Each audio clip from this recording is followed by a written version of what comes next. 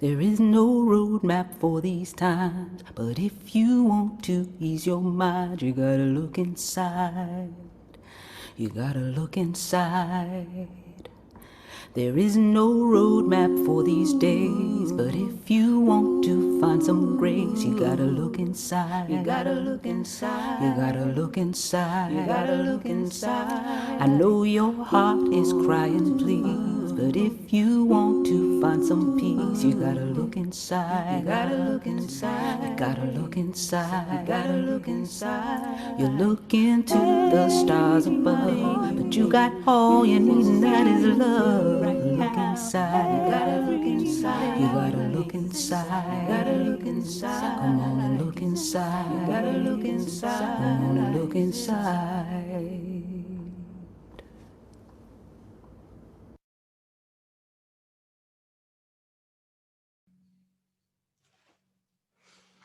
Welcome, welcome, welcome to our community Church Unitarian Universalist. I am your minister, Reverend Darcy, and it is a joy to be with you virtually today. So who are we as community church? We are a progressive, open-minded, and inclusive religious community. We welcome all who are on a spiritual search for truth and meaning. Ours is a faith in action as we do the work of social justice and elevate compassion in our quest to live ethically, recognizing the inherent worth and dignity of every being.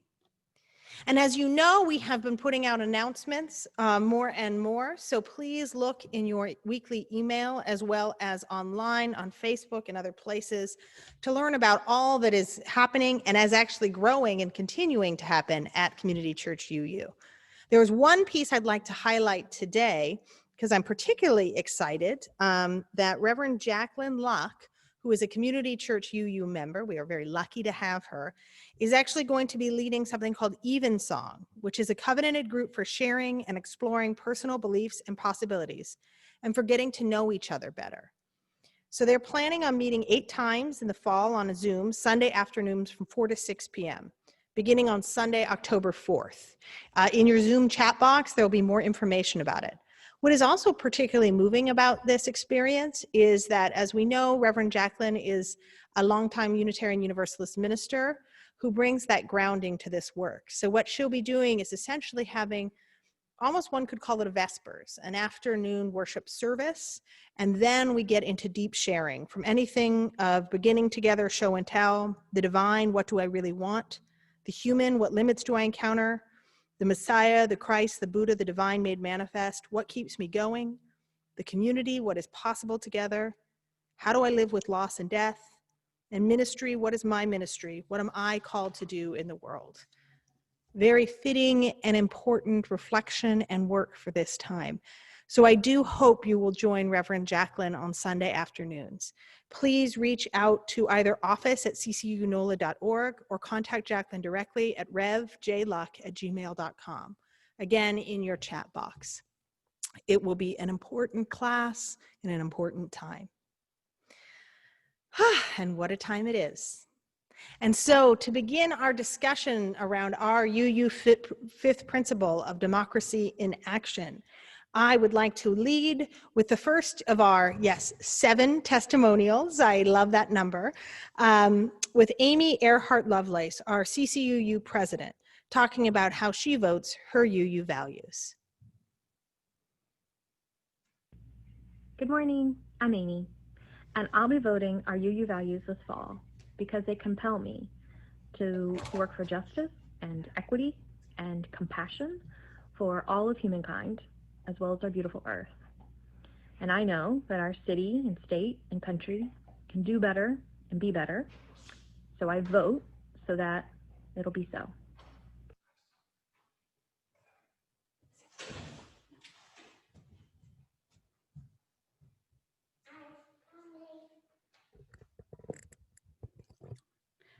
Hello, everybody. Join with me in lighting the chalice. And it looks like we have Sebi is going to assist me in lighting the chalice. Okay, I'm going to read. Very nice. He's so enthusiastic to tell you about where he's going to vote his UU values that he's jumped So in. cute. But first, we light our chalice and get centered in our spiritual place. Thank you so much, Lydia. Okay. Yes, I have a reading, chalice lighting reading here, and it's called Do Not Be Alone Right Now by Karen G. Johnston. Do not be alone right now. Gather together. Gathering together grows courage in ourselves and in others to see the numbers swelling. It is a small thing, but right now, this is an important thing. Great sources of wisdom remind us just because you cannot stem the tide of all hate, it is still right to do the thing you can do. These things add up. Your one thing and my one thing, his one thing and their one thing and her one thing. Together, it becomes a big thing. Do not be alone right now. Any liberation, all liberation, is collective liberation. My freedom is bound with yours and yours with mine, inextricably.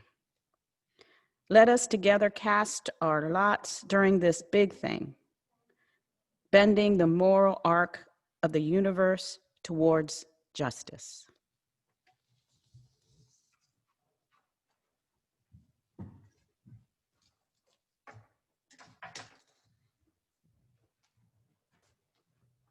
Hello. We vote our UU values to end racial injustice.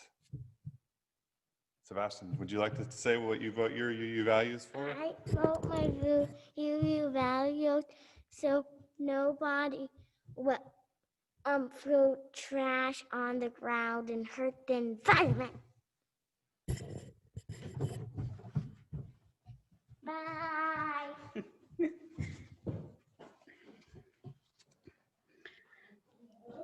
I vote my UU values by supporting issues and candidates that support the inherent worth and dignity of every person, social justice, women's and immigration rights, and help protect our environment.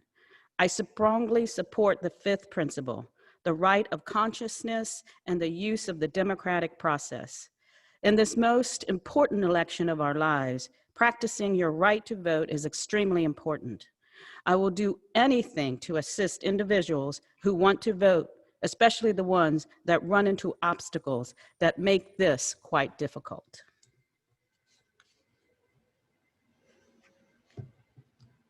Good morning again. I'm going to read a story called If I Ran for President by Catherine Steyer. It would be great to run for president of the United States. If I ran for president, I would hope the people of the United States would choose me for a very important job, the job of leading our country. And I'd hope to follow in the footsteps of past presidents such as George Washington, our first president, Thomas Jefferson, Teddy Roosevelt, and Abraham Lincoln. I'd have to think carefully about my decisions to run for president. I would want to know how my family felt about it too. Then I'd ask myself, am I the best person for the job? Am I ready to work very, very, very hard for my country? Do lots of people believe in me? And will they help me run for office? If I could answer yes to all of these questions, then I'd declare my candidacy. That means I'd announce I was interested in the job of the President of the United States. If I ran for president, I will run a campaign to let voters learn all about me. People who thought I would be a good president would donate money or time to help. I'd hire people to work on my campaign too. Campaigns can make candidates famous. Soon my name and face would appear on signs, on buttons, bumper stickers, and t-shirts. I'd even star in television commercials. If I ran for president, I'd work on my political party.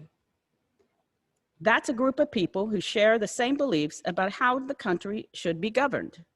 They support candidates who uphold those ideas. The two major parties are the Democratic Party, and their symbol is a donkey, and the Republican Party, their symbol is an elephant. There are other parties, too, called third parties. But people besides me would want to be president. The Republican and Democrat parties must choose whom they support in the election. In some states like Iowa, the parties each hold meetings called caucuses, where the members pick their favorite candidate. In most states, party members hold an election called a primary. Caucuses and primaries show which candidates are popular with voters who might have the best chance of being elected president. The first primary is held in New Hampshire in the winter before the presidential election. I'd be sure to visit there, but I'll have to bundle up. In the summer before the election, the political parties announce their candidate for president. The major parties make this announcement at meetings called conventions. Each state sends delegates to the convention. Delegates vote for the candidate who was most popular in the state. A convention looks like a big celebration full of cheering and chanting, balloons and confetti. Millions of Americans watch the excitement on TV. By the time of the convention, everybody usually knows which candidate will be shown, but the delegates still hold a vote. If my party chose me for president, I'd make a speech to get everybody excited about helping me win. I'll tell the American people about my platform, my plans and ideas for our country. My running mate would make a speech too. That's the person who'd be my vice president if I became president. If I ran for president, I would be invited to debate with other presidential candidates. A person called a moderator would help us, will ask us questions. People across the country would listen carefully to our answers. Reporters would ask me questions too about my life, my family, and even my kitten, Sassy. They print old photographs of me in newspapers and magazines, like the snapshot of me in my superhero costume or my baby picture when I still wore diapers. If I ran for president, I would travel the country to meet lots of people. I'd have my own campaign bus and airplane to take me from place to place. Inside, there'll be comfy seats, perfect for checking out the news, writing speeches, and thinking about how to solve the nation's problems. I'd take naps too. I needed extra rest. I'd work hard and be very busy all in 1 week, and I might share cereal with kindergartens in California, crunch corn with farmers in Kansas, and have dinner in Delaware, where I'd order the Blue Plate special with apple pie and a large strawberry milkshake. After all that food, I might not feel too well.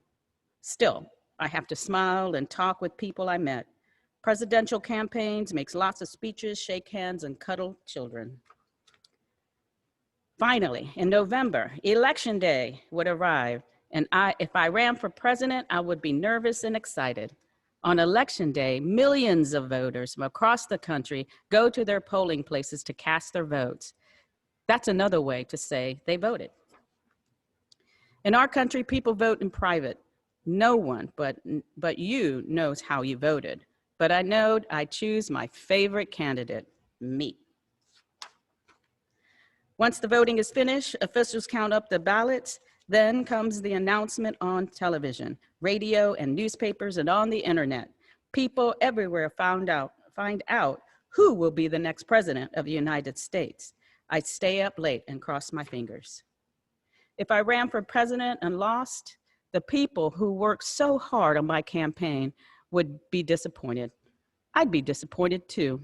Still, I'd be proud that I had taken part in a free and fair election. I'd make a telephone call and offer my best wishes and my support to the winner, our next president. And if I won, wow. On January 20th, I'd say the words of the oath of office and I'd be sworn in as president. On that day, my inauguration day, there'd be a parade and a fancy ball. Then I'd move into the White House in Washington, D.C. to begin my 4-year term as President of the United States. And what would I do when I become president? Well, that's another story.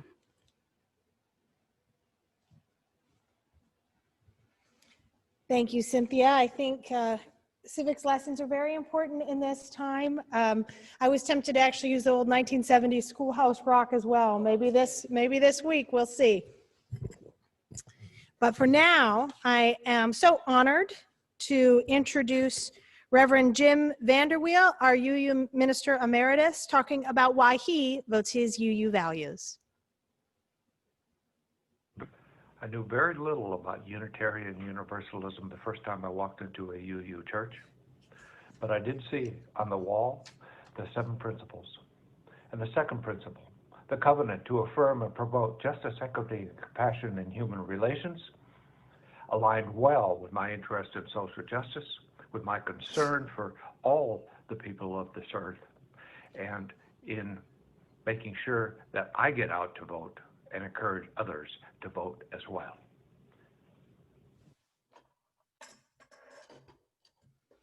Thank you, Jim. Now has become an increasingly important time in our service, our joys and our sorrows. In this time, we lift up all, and there are many things that we can be joyful for this week and beyond. And so together, we want to celebrate these immense joys. It's also a time for us to share together our sorrows, our fears, our anxieties, so that we need not hold them alone. Today, tomorrow, and the weeks to come, we are here together, and we will be in this work, this sacred work, together. And so now, I give us a time to share our joys and our sorrows. Please put your joys and sorrows in our Zoom chat text box as we listen to Building Bridges by the Greenham Common Women's Peace Camp.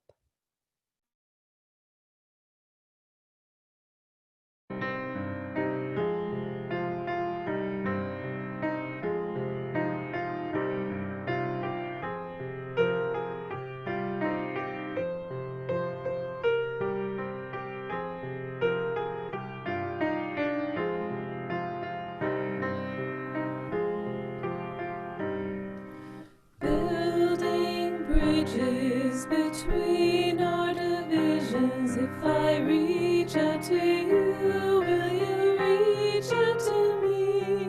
With all of our voices and all of our visions, friends, we can make such sweet harmony. Building bridges between our divisions. If I reach out to you, will you reach out to me?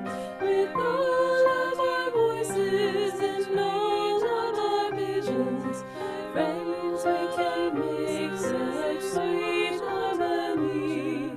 Building bridges between our divisions. If I reach out to you, will you reach out to me? With all of our voices and all of our visions, friends, we can make such sweet harmony.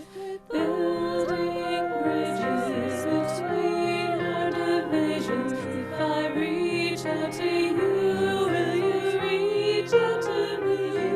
With all of our voices and all of our visions, friends, we can make such sweet harmony. Building bridges between our divisions. If I reach out to you, will you reach out to me? With all of our voices and all of our visions, friends, we can make such sweet harmony. Building bridges between our divisions. If I reach out to you, will you reach out to me? With all of our voices and all of our visions, friends, we can make such sweet harmony. Building bridges between our divisions. If I reach out to you, will you reach out to me? With all of our voices and all of our visions, friends, we could make such sweet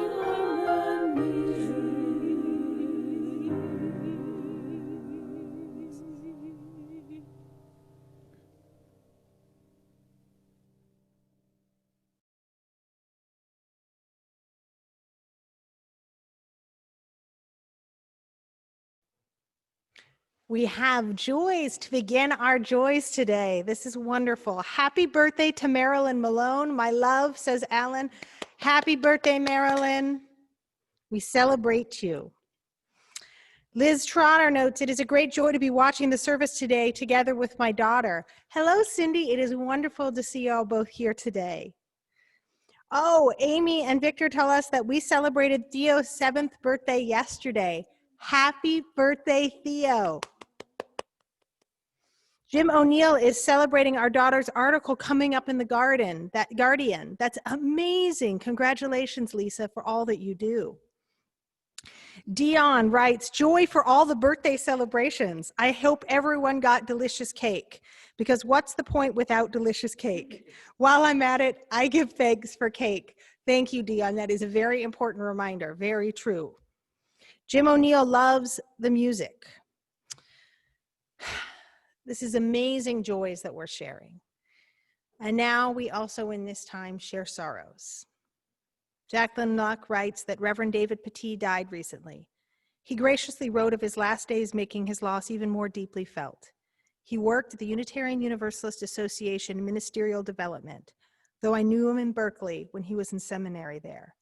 A good man, only in his 50s. So true. Another luminary from our Unitarian Universalist tradition died this week, far too young, Alandria Williams. She was the Unitarian Universalist Association co-moderator a couple of years ago, was a member of the Tennessee Valley Unitarian Church, and a huge icon in our church and our faith, known for doing social justice work and for building bridges. I also want to lift up the pain that many people are feeling at this time for the lack of any serious indictments in the murder of Breonna Taylor. We hold her and her family and all those that are affected by this, all of us, in our hearts. Finally, I want to light 2 more candles. These are for the joys, which I love and appreciate. Oh, and one more, I'm sorry. A joy, too, for our Community Church Unitarian Universalist Board. We met on a Saturday, all throughout the day on Zoom. Talk about dedication. And it was a wonderful gathering. Our Community Church UU leaders are incredible. I want to thank them for their commitment and their care. So now, finally, thank you, Cynthia. We light 2 more candles. One for all the joys that have yet to emerge, that are there at the surface, even in the hardest times, the celebration of just living that we all have. Let us light a candle for the joys. And also for the sorrows, anxieties, fears that are staying within us, that are too heavy to share at this time, the sense of unknowing. We light a candle for those too, because we know that we are held in both the joys and in the sorrows as a community together. I now want to take just 30 seconds of silence.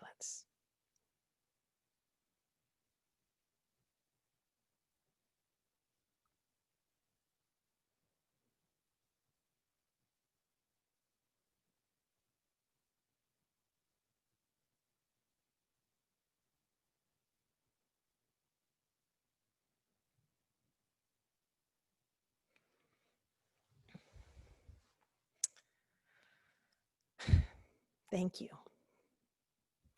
And now, it is a pleasure to introduce the Syad families and why they will be voting now and in the future their UU values. I vote my UU values by supporting candidates who support environmental efforts to reduce climate change. I believe in justice, equity, and compassion in human relations, and respect the interdependent web of all existence of which we are a part. Climate change is a universal issue. Candidates must recognize the science and the disproportionate effect of climate change on vulnerable communities.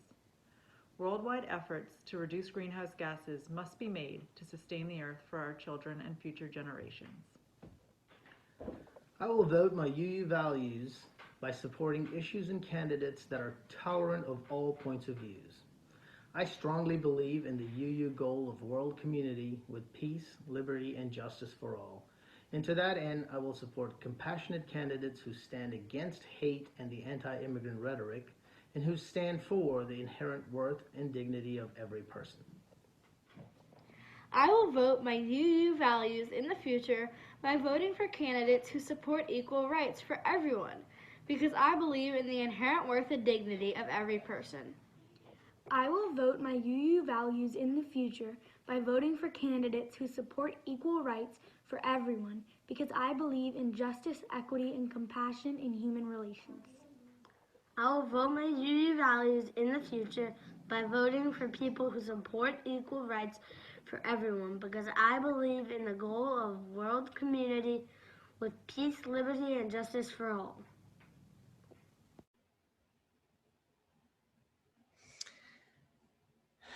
So, as of late, I've been considering the ostrich and what we humans have in common with it.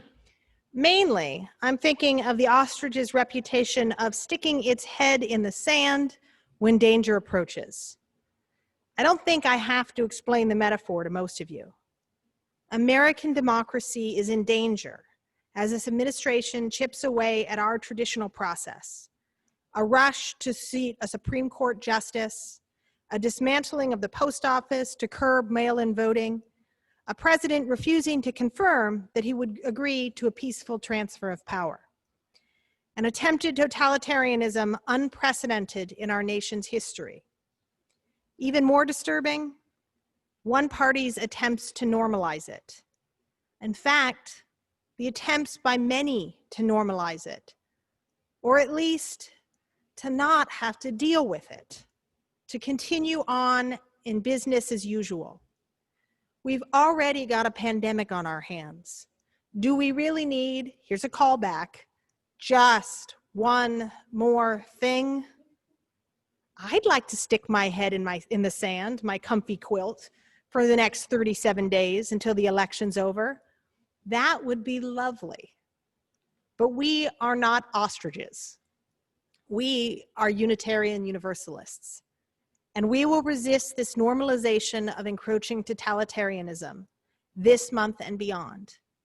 Because this fight for democracy, and it will be a fight, is not only woven into the fabric of our country, it is embedded in our faith tradition, our fifth principle, the right of conscience and the use of the democratic process within our congregations and in society at large. This is the time, this is the place, this is the work.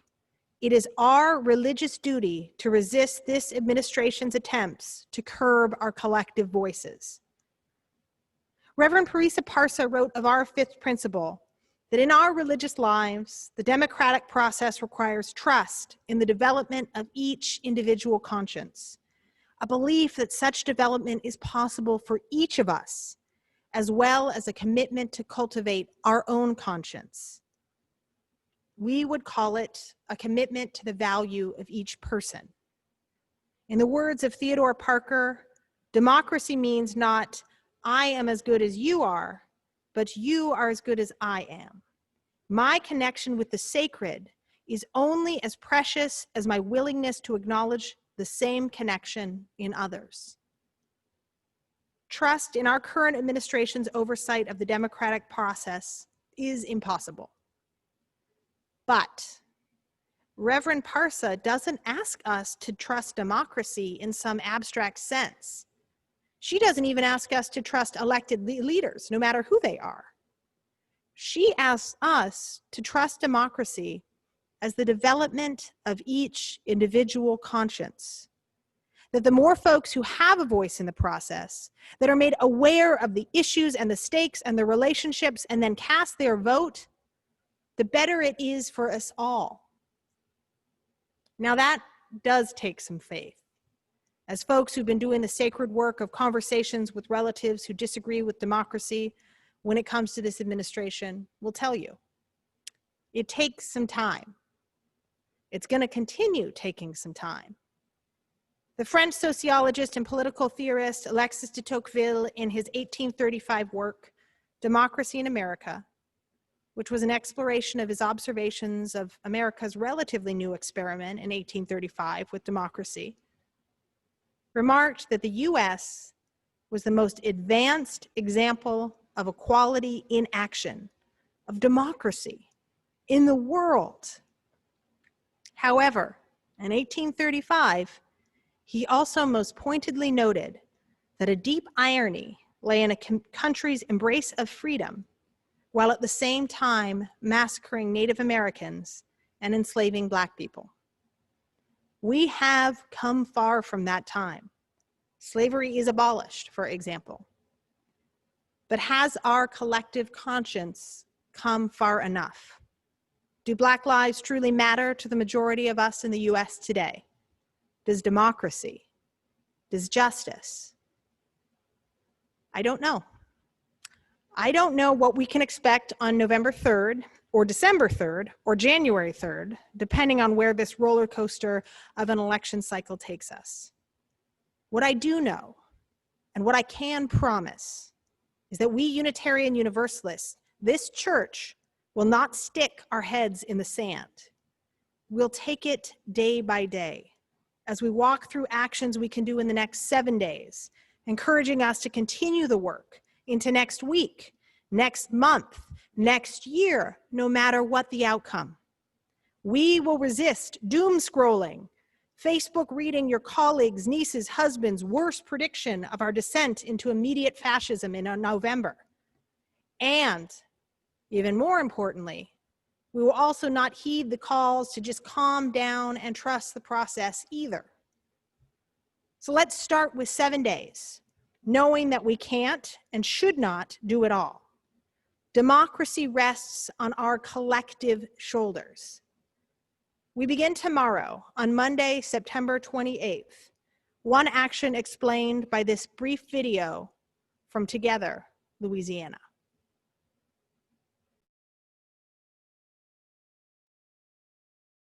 We asked ourselves, what if we've been doing elections all wrong?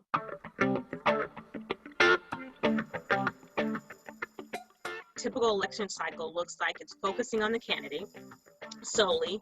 90% of the money that is raised goes to consultant and media buys, and so all the money is poured into those arenas. Then there has a ramp up of staff and messaging and volunteers, and that's all for a 2 to 3 month period before the election. And then what happens? It all disappears. Everything just disappears. And so this is a continued cycle that happens. It repeats for every 2 to 4 years. And as a result of that, there's massive investment of money, time, and talent. But guess what? There's no long-term impact. And so as a result, we thought of, okay, what if we can engage in something that is much more long-term? And so we thought of the precinct organizing project. Let's just go ahead and give ourselves and each other a round of applause for showing up. So this project has 3 guiding principles that we want to use as we're building this. We need to rebuild a neighborhood level infrastructure for elections, where we have precinct captains and block captains and ward captains at the neighborhood level, where neighbors are engaging neighbors. The second thing that we thought of is that we need to be able to have this structure accountable to ourselves and not to political parties or candidates as in the past, but to our civic sector organizations where we make those organizations up. Then the third thing was that we need to raise money that's independent from any political party, independent from any candidate, independent from any campaign, but that is dependent on us and not beholden to anyone. And so these are the 3 guiding principles that we thought of for the precinct organizing project. And so part of this project, which is why you're all here tonight, is that we're going to identify and train block captains in precincts all across the state to increase the voter turnout and to build back power within our neighborhoods. I'm going to tell you what it means to be a block captain, which basically means to be a leader in your neighborhood, coordinating 10 households to encourage them to increase their voter turnout.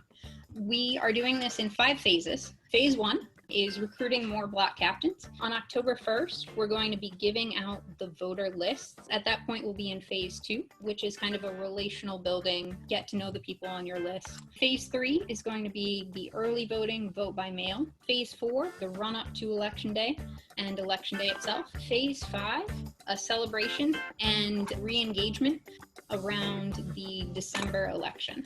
Sign up to be a block captain at togetherla.org. This is how we make a difference.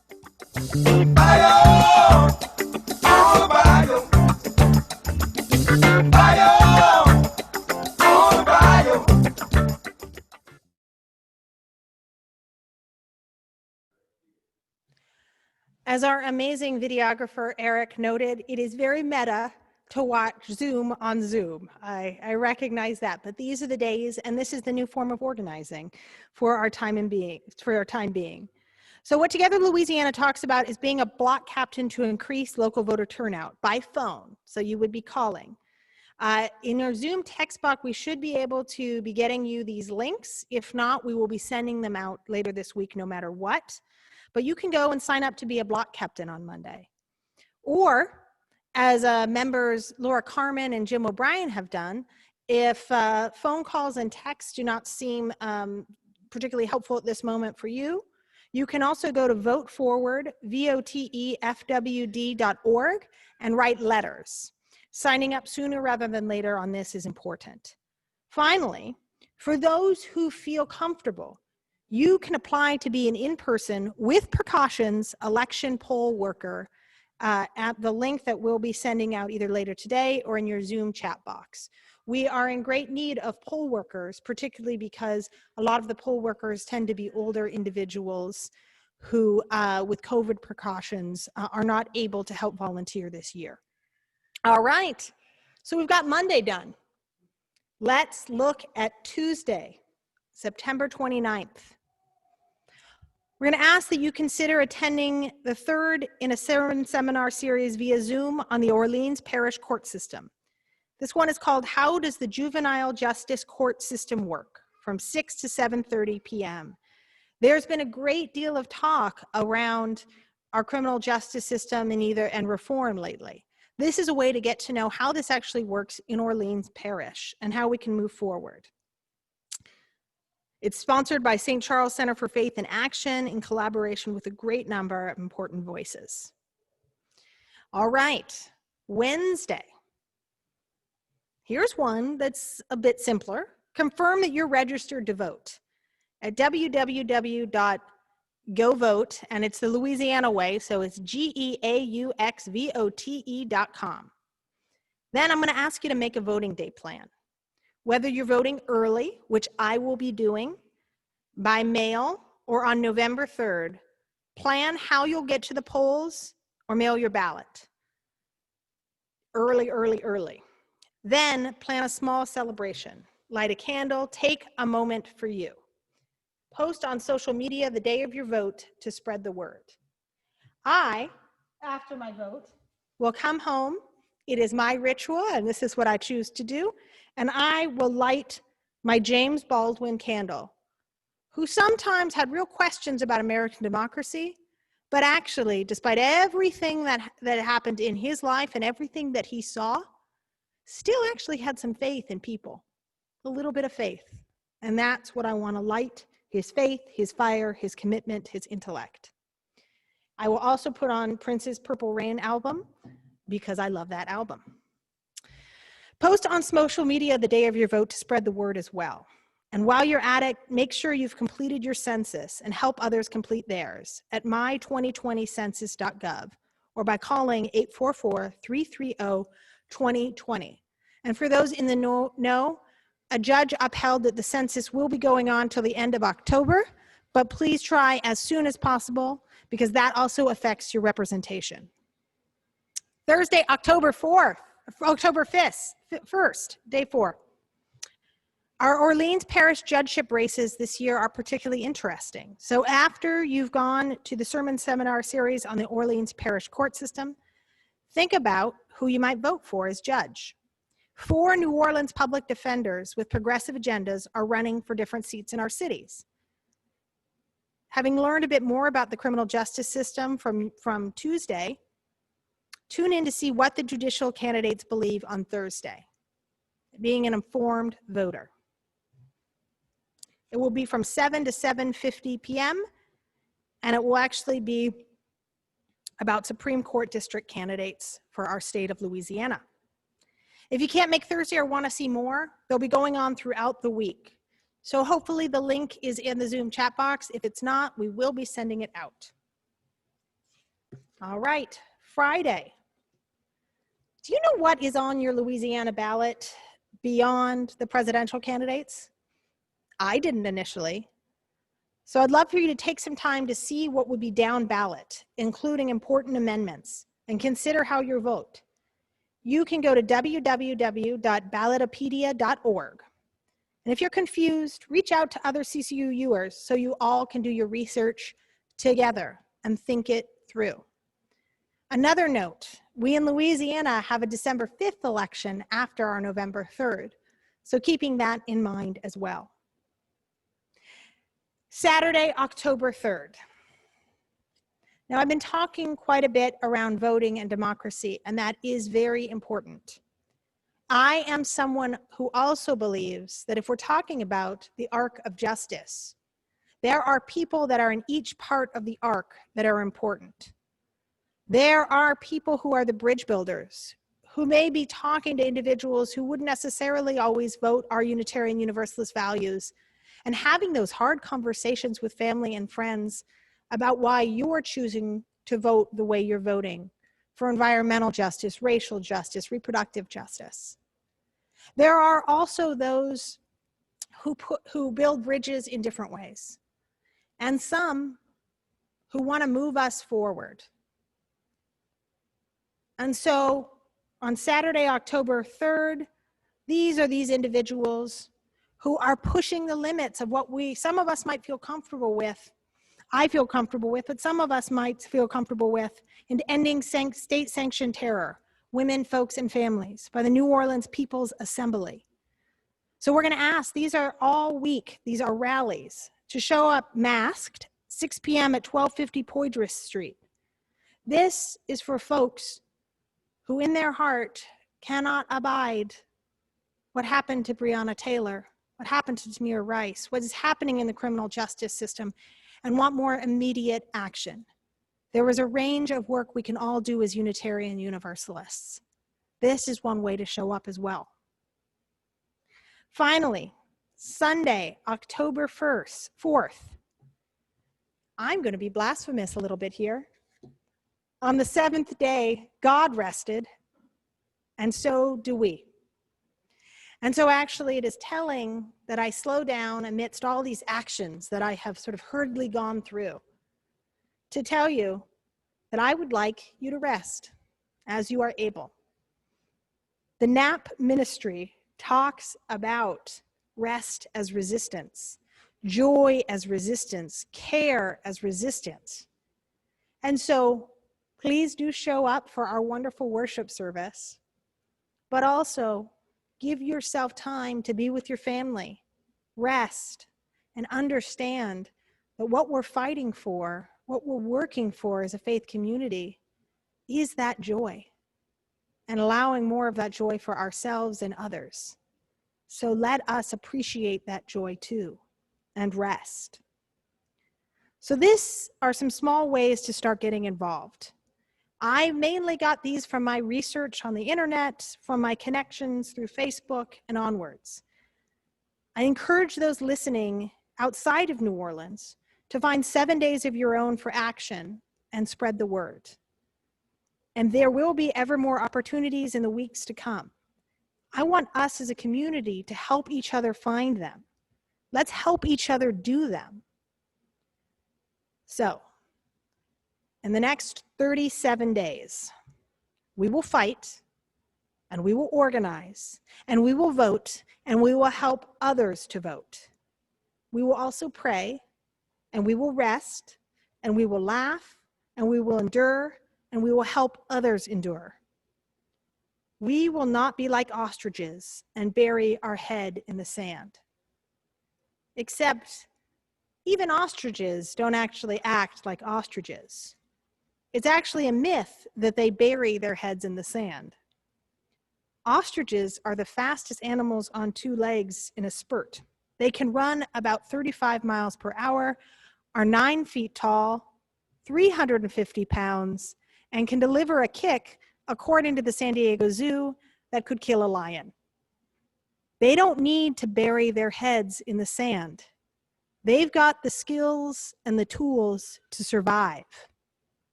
Our democracy is in danger, and we citizens of these United States have the tools and the skills to help it survive.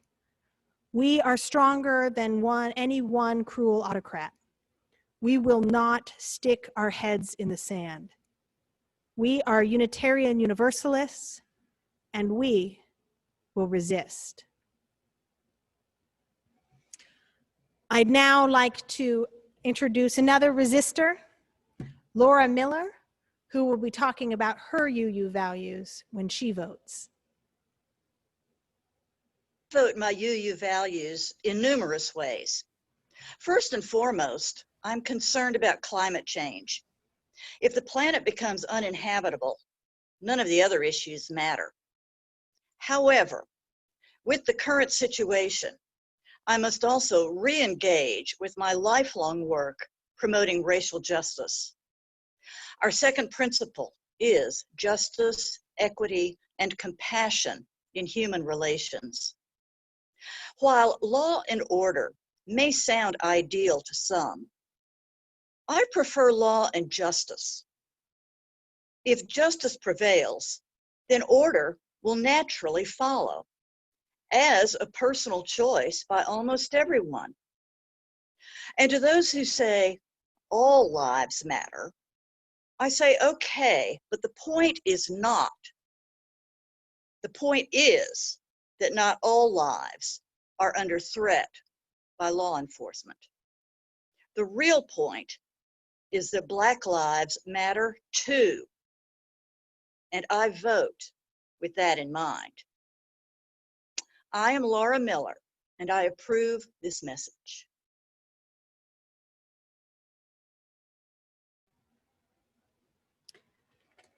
Right now, we're going to ask for the offering. Community Church Unitarian Universalist is a self-sustaining congregation. Members and friends generously help us do the sacred work of bringing justice, spirituality, and compassion to our community and beyond. You can give online at www.ccunola.org/stewardship/ or by text at 504-370-2659 and text GIVE to be prompted to make your donation. For virtual donations, please note that there is about a 3% processing fee. So if you're able to add that to your contribution or your calculations, we much appreciate it. You can also send a check to CCUU at 6690 Fleur-de-Lis Drive, New Orleans, Louisiana, 70124.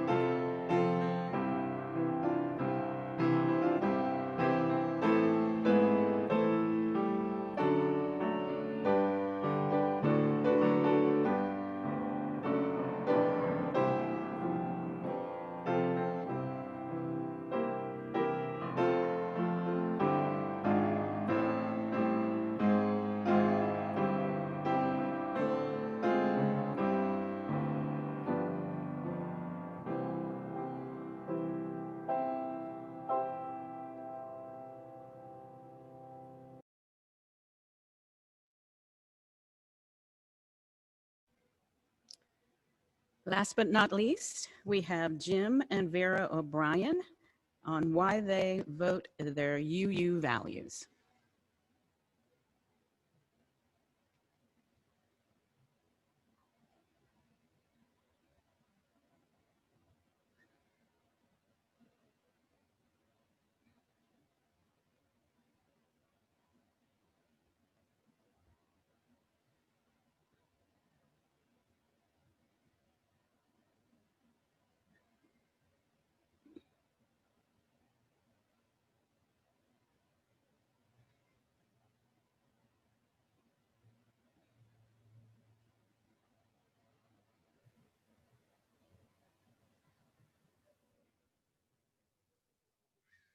I vote my UU values in response to the challenges every day of my life by being accepting as possible of persons near and far with differences in religious choices, in personal values, in convictions and choice differences from mine, different from mine.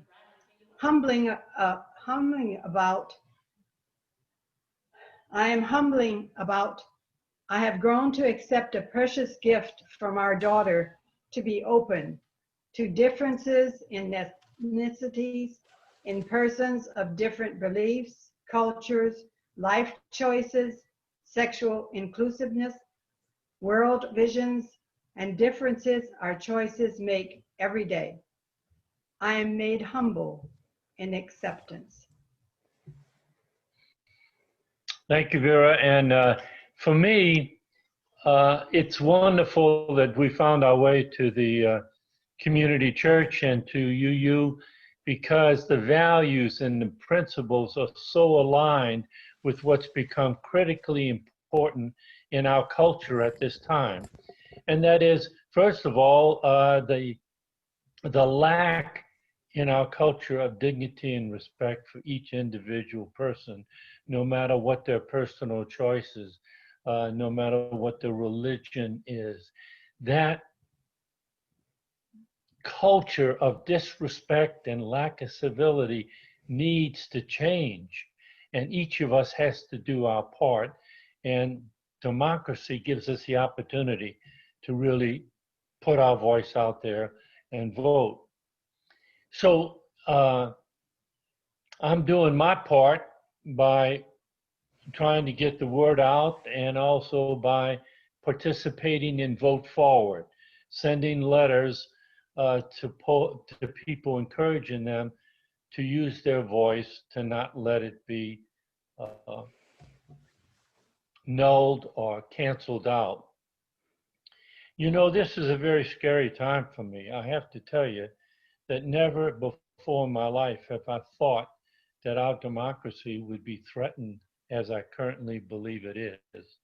That we have someone in leadership who really wants to be a dictator and has a history of being an autocrat and doesn't really respect the democracy nor the three branches of our government, okay? And so we know, and we are committed as UUs to function in our church community in a democratic way, okay? We know how important that is for each of us to feel valued. And when we live in a culture that is currently being dominated by someone who doesn't believe in those values, it means we're swimming upstream. It means it's very, very difficult for all of us. And so if we don't speak out for racial justice, if we don't speak out for climate change, to address the critical issues in our environment, if we don't speak out to save our democracy, I'm afraid it's going to slip away from us. And so that's why it's critical for me that that I'm voting and encouraging other people to give very serious consideration to their vote. I've also wrote letters to the editors, okay, to local ones in New York Times and Washington Post. I don't know if they're going to get published, but you know what? You got to put yourself out there in the hopes that some people will pay attention and listen and it may make a difference. So that's what we're doing.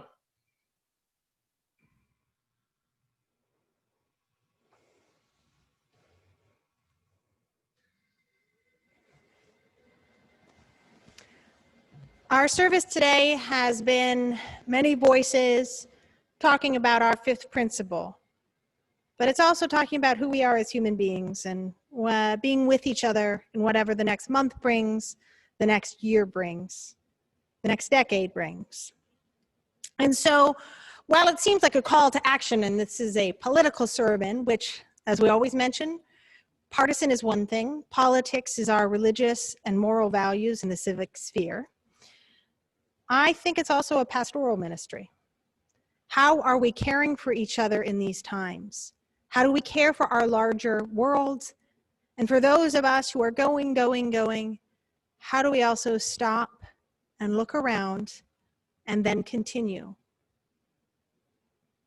So with that, I'm going to read us a poem called On This Day by Ruth Foreman. It is a wish and a blessing for you in this next month, which may be filled with some anxiety.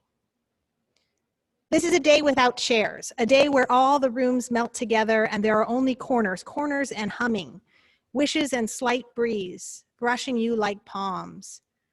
This is a day of prayers, a day of painful breaking, a day of peace beneath a day of arms, of hands, eyes, and quiet windows.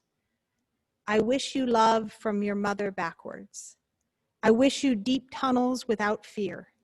I wish you children's laughter. I wish you cactus flowers. I wish you moonlight. I wish you real eyes. I wish you a hand across your back, soft like when you were a child. I wish you tears. I wish you clean. I wish you angels in conference around your bed holding you, so there is no space for me to even touch or just watch. I wish your mother watching. I wish you abalone dreams. I wish you peace. I wish you doves in your kitchen, moonlight in your bathroom, candles when your eyes close, and dawn when they open. I wish you so many arms across your shoulders, so many lips kissing your ears that you smile from the inconvenience. I wish you all your baby's love, attacking the center of your heart, just so you know they are there. I wish you banisters, railings, and arms around your waist. I wish you training wheels. I wish you strong shoes. I wish you water, oh, I wish you water, through your feet flowing like a stream. And I wish you hammocks and melon on your eyes, strawberries in your mouth, and fingers in your hand all day through this house, on this day with no rooms, only corners, and an uncommon breeze. I wish you love. Amen. Go in peace, and let us come back in 7 days and celebrate.